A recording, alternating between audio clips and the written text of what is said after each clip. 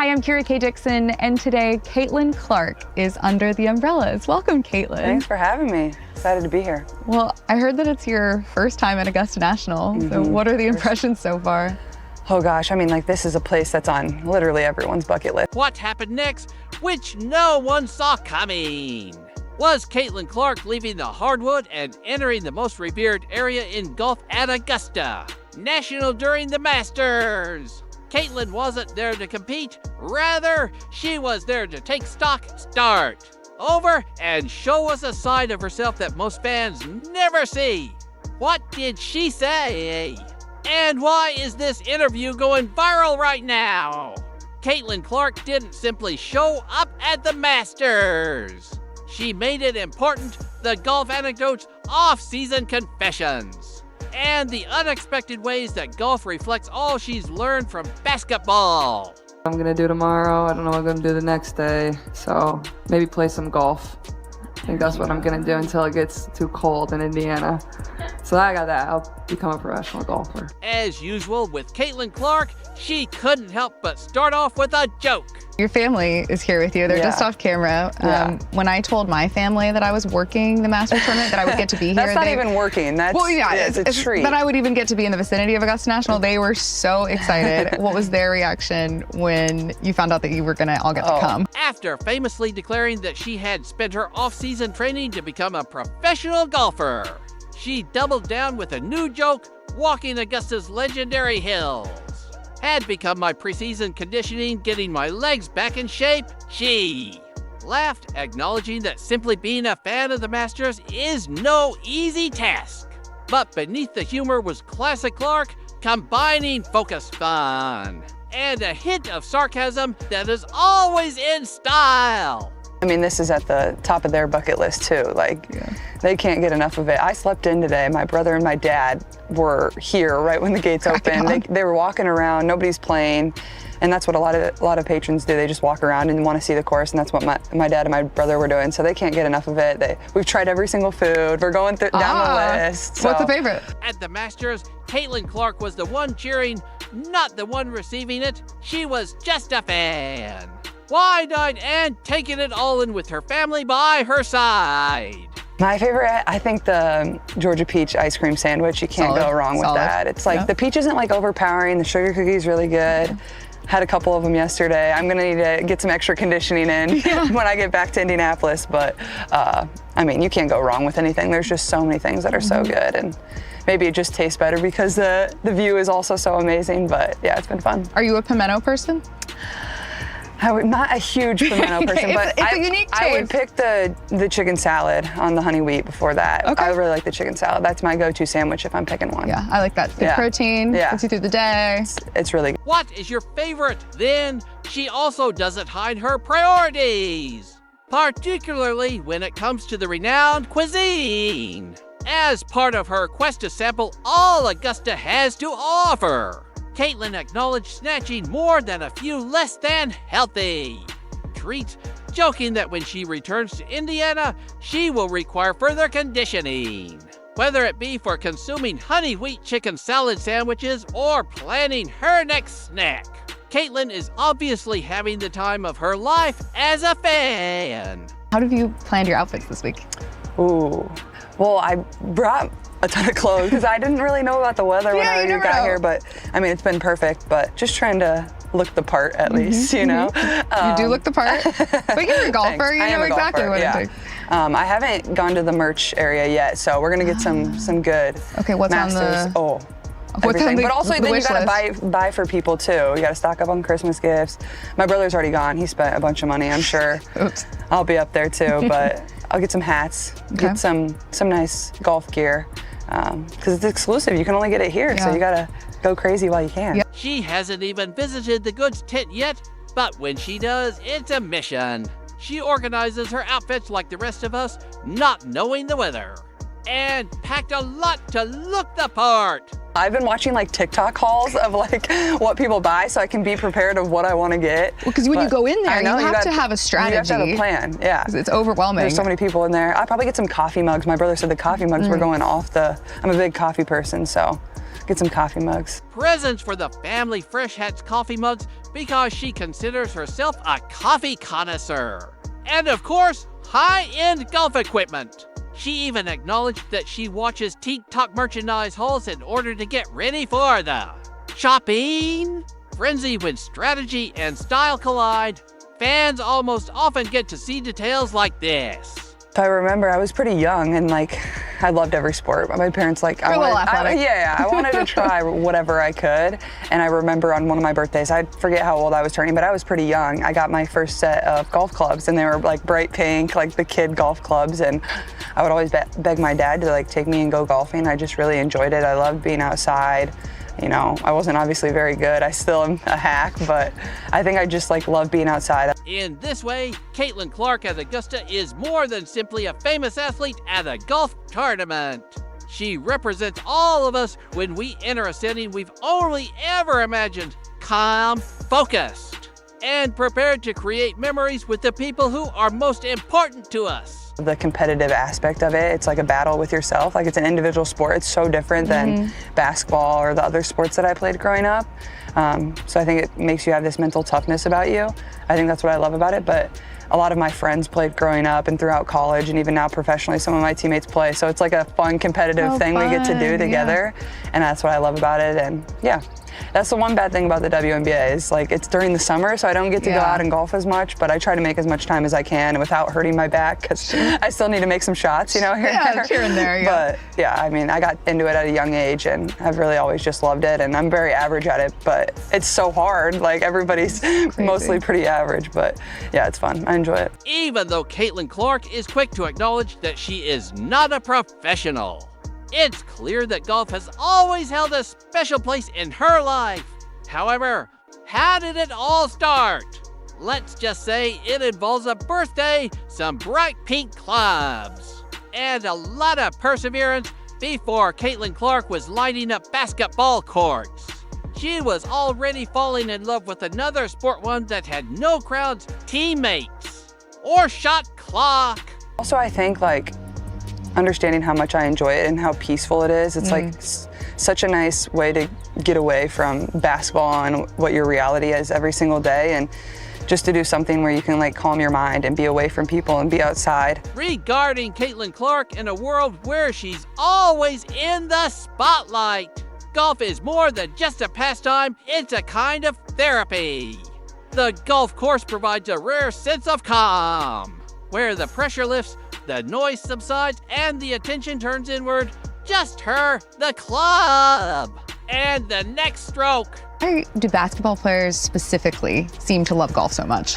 That's a really good question. Honestly, I really do think that one, it's a great escape for us. I think two, we're so used to the team aspect, and then you get out on the course and it's such a challenge with yourself. It's you, the golf ball, the golf club, the course, that's all it is. You don't have teammates to rely on. It's just a battle with yourself. And it's almost like a mental exercise that you can use. It really makes you mentally tough. And I think that's also what's really impressive about these professional golfers out here. You hit a bad shot, you don't have time to sulk. You got to move on. And it is similar to basketball in the same way. You miss a shot, you got to move on. But they're the one that has to step up and take the next shot. They don't have other teammates to rely on. So I think that's what's really impressive about it. Although she is quick to acknowledge that she could never pull off a Michael Jordan drop of 35 points after 18 holes, she completely gets why so many top athletes are drawn to the game.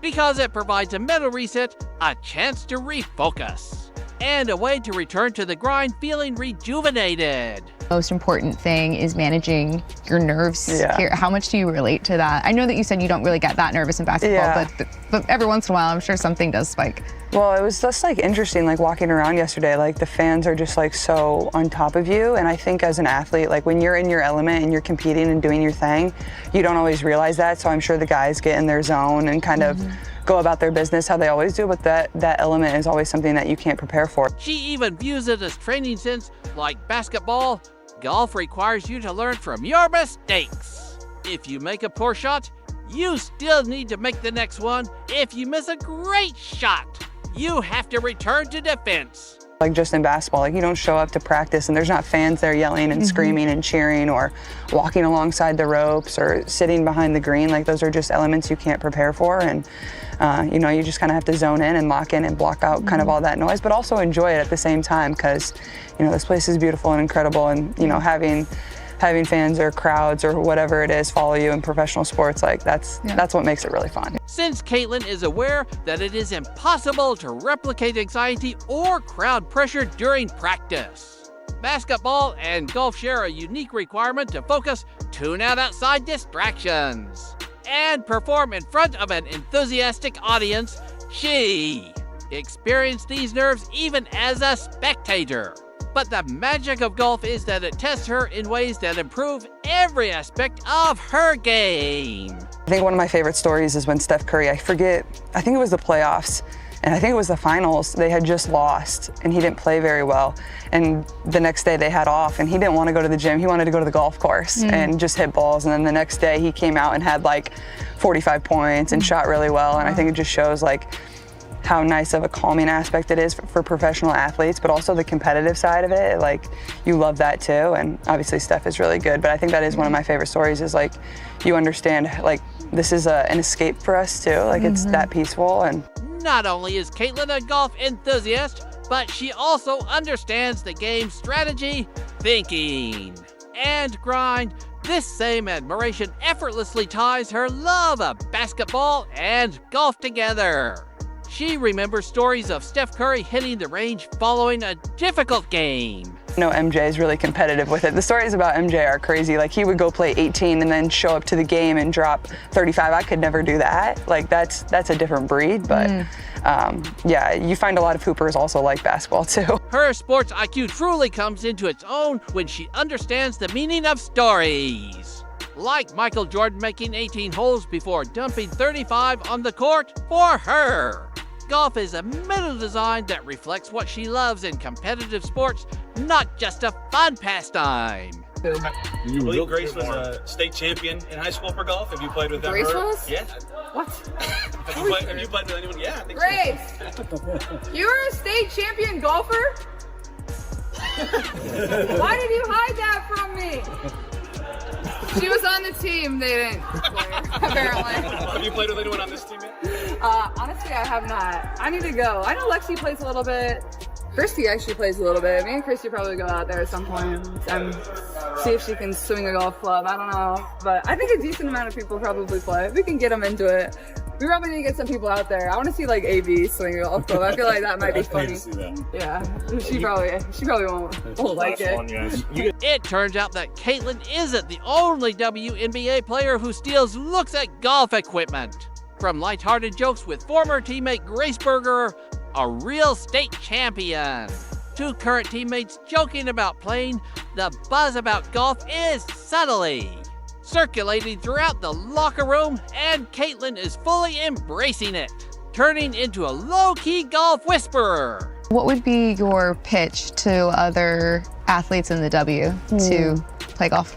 Well, it's funny, I have a lot of teammates that also don't play, and like, we talk about it and they're like, I see you play golf, like, I really want to try. It's like, they like want me to help them get into it, which I think is super cute. And I don't think they realize how hard it's gonna be, but they're like, I don't know how to swing a golf club. I'm like, I'll help you. So I think I just tell them, like, it's a great way to spend time with the people you love. Like, that's my favorite thing about it. Unsure of how to even swing a club, several of her teammates have begun asking her how to get started in a half-serious, half-joking manner. Caitlin chuckles about it, but it's clear that she actually enjoys encouraging their curiosity about the game. She's even coming up with ideas for informal get-togethers and locating public classes where they can learn without criticism. Yes, it probably frustrates me a lot, but also, like, it's just a great way to be outside, to meet people, to spend time with people. It brings people together, and you know, that's what's so amazing about it. So I'm gonna work on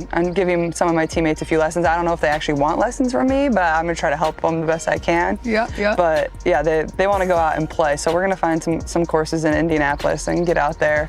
Definitely some public courses that maybe aren't like as nice as other ones, because I might put some divots in the ground, but It'll be fun. That's fine. Yeah, it's That's fine. how you learn. That is how you learn. We've all been there. But they're also so much farther ahead because the hand-eye is there. Yes, they're athletes, you know?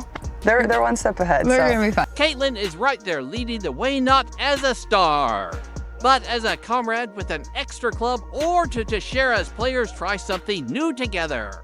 Without cameras or pressure, there's something incredibly genuine about it. So this off season for you has been the longest time that you've had to actually have a break from playing basketball at an elite level. And you said, I think in the beginning of the off season, you said you were going to try to become a professional golfer. So where are we in our journey with golf right now in the off season?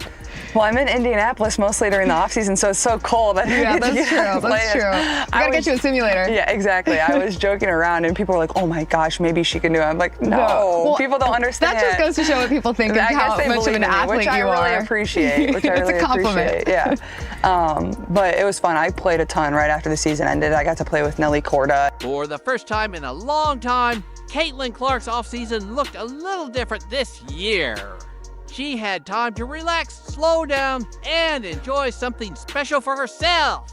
And that something ended up being golf after the season ended. She didn't immediately go into training mode. Instead, she picked up her clubs. And that's when things got interesting. Her swing is still a work in progress, but the joy was instantaneous. Gosh, I've never been so nervous in my life. That's saying a lot. I know. I don't get nervous for basketball, but that's maybe because, like, you know, I know I'm actually okay at that. I'm decent at that. You're pretty good, yeah. Golf, you never know what might happen. I about killed somebody on like the 6th tee, but you know, it's really fun. It was great. I'm honestly not used to walking 18, so that's an adjustment too. But like I said, like those are once in a lifetime experiences that I'm lucky enough to have. And Nelly and Annika were both tremendous, and they're so easygoing, and you know, 2 of the best female golfers of all time. So how cool is that I get to say I played 9 holes with each of them. She walked fairways with LPGA legend Annika Sermstam, played rounds with Nelly Korda,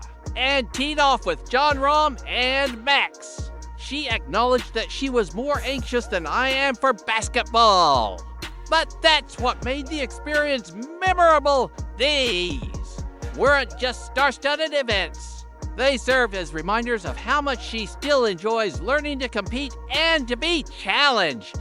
Although Caitlin is aware that she is not on their level, she is gratefully taking everything in. I don't know if you've noticed this, but anytime someone outside of the quote golf world shows any level of interest, the golf world just wants to wrap their arms around you. What has been your thought on the reaction that golf has had to you being interested in golf? Yeah, I think it's been really fun, and obviously it's allowed me a lot of really cool opportunities and to do a lot of really cool different things, whether it's playing the Pro-Ams, whether it's be here, whether, you know, whatever it is, whether it's people just sending me golf clubs for free to try out. I'm never mad at that. I'm never mad at that.